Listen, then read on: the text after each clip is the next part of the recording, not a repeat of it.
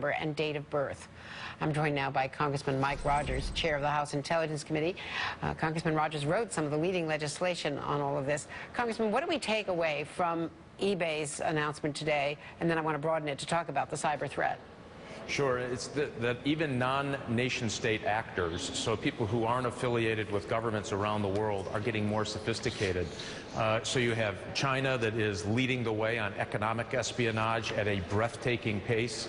You have these non-nation-state actors. Some of them used to be with government agencies overseas, especially in the Eastern Bloc countries, that attacked, Target was a great example where they walked away with 80 million credit cards and personal information. Now you see what's happening to eBay.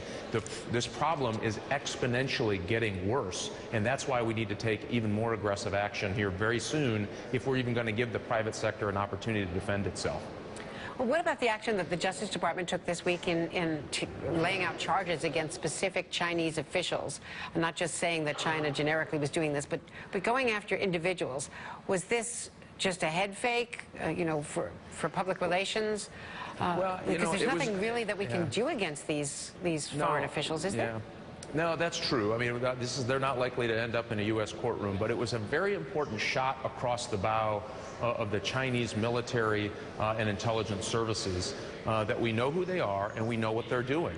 Now, remember, their government tasks these intelligence and military intelligence services to steal company secrets from the United States, repurpose it, give it to Chinese companies to compete against the United States.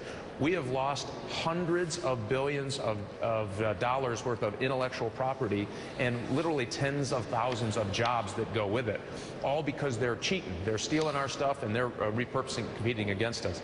This can't be the end of it. This is only a shot across the bow, and I would say buckle up. It's going to get bumpy here very shortly between relations with China and the United States when it comes to this. But this had to happen. It is so bad. There is no company out there that hasn't been penetrated by the Chinese if you have anything valuable to steal. And that's why I think the case was so important, the charges were so important, and now you have to back it up with allowing our industry and government to work together to defend those private networks against this onslaught.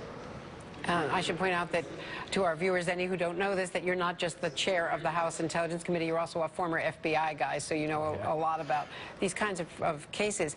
Now, are we having, though, an unintended effect? Are we driving Vladimir Putin into the arms of the Chinese? That China and Russia just announced this big gas deal. We know that Putin is under fire from Europe and the United States, in particular, because of Ukraine. He turns up in Shanghai yesterday and now announced this big energy deal with China. Is China going to bail Putin out from the economic problems he's experiencing because we've sanctioned them, and more sanctions are threatened because of what he's done in Ukraine? You know, that's why foreign policy is a long-term game, and it always hurts. And as you know, I've been pushing a lot of these issues for the last 5 years. You've got to get ahead of them. So you have the options you have today because some of the options earlier weren't taken advantage of. But we are where we are. So this in and of itself did not send the Russians into the arms of the Chinese, but that the collective pressure that Russia is feeling, I think, sent them into the arms of the sent there. Syria, when you look at what's going on in Ukraine and other places, all of that pressure that's being pushed on Russia and the reaction that we see, them selling more arms or opening up more arms to go to the Assad regime in Syria, what they're doing on as far as in eastern Ukraine, all of that is in response to this. And this gas deal is clearly a signal to Europe and the United States that they're not going to be bullied. If they want to steal your territory, they're going to do it. And by the way, the Russians are equally capable, matter of fact, in many ways, more capable than the Chinese when it comes to cyber espionage and cyber attacks and cyber theft of intellectual property.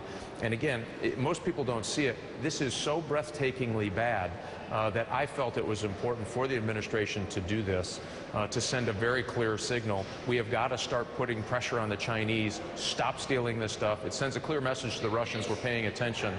And as that former FBI guy, what it tells you is we were able to signature that cyber theft all the way to individuals in China. That tells you where our cyber capability is when it comes to figuring out who's stealing our stuff.